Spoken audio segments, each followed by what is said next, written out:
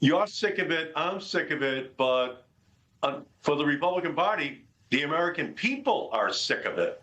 And we're starting to see some defections in the House and the Senate on the Republican side, if for no other reason than to save themselves this November in the elections, because the American people are suffering from a consumer catastrophe at home because of the $1.50 a gallon increase in gasoline, $2 a gallon increase in diesel. It's going through the price of eggs and coffee and tomatoes and every other good that's sold in America. And the Republicans, who are smart, are starting to smell the makings of a landslide heading their way. And so maybe, just maybe, there'll be enough of them to break away. But so far, Michael, honestly, the Republican Party still operates under Godfather Part 1 rules, which is Trump keeps giving them an offer they can't refuse, and they keep responding to it because they just don't want him to take them out. And as a result, they're going to wind up with the Democrats taking him out this fall and giving us the control of the House and Senate. And it's all going to come back to these consumer issues, the inflation issues, the unemployment issues, the lack of increase in wages in the country, all those kitchen table issues that decide every single election, every single cycle.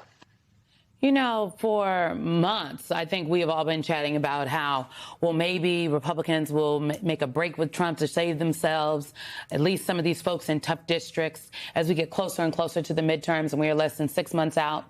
But then yesterday I was thinking about the fact that, no, well, they are complicit as well. They're just not aiding. They're just not supporting him. They are aiding and abetting in what is going on. And then the New York Times editorial board basically was like, yep, this is what the New York Times editorial board said.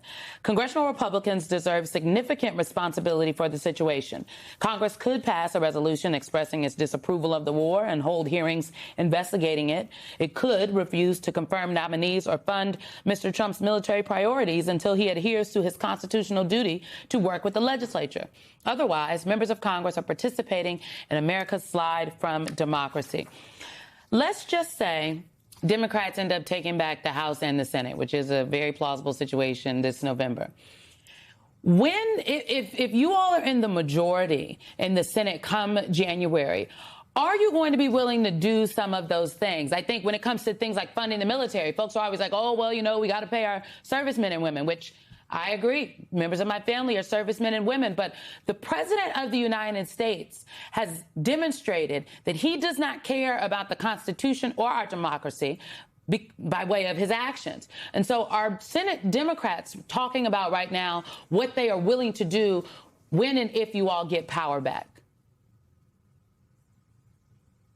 First thing is we have to restore all the Medicaid cuts, all the Affordable Care Act cuts, all the cuts for wind and solar, all electric vehicles and batteries, which will give us true energy independence. We're going to have to ensure that there is real accountability for the military, so that we're doing the investigations to get to the bottom of the corruption, which is at the heart of the Trump administration between Trump, his family members, his cronies, and all of the policies which have been put together. And so all of that has to be done in the first 3 months of 2027 after the Democrats get the gavels, get the subpoena power in the House and Senate. We have to make them accountable for the corruption, which is at the heart of what this administration is all about.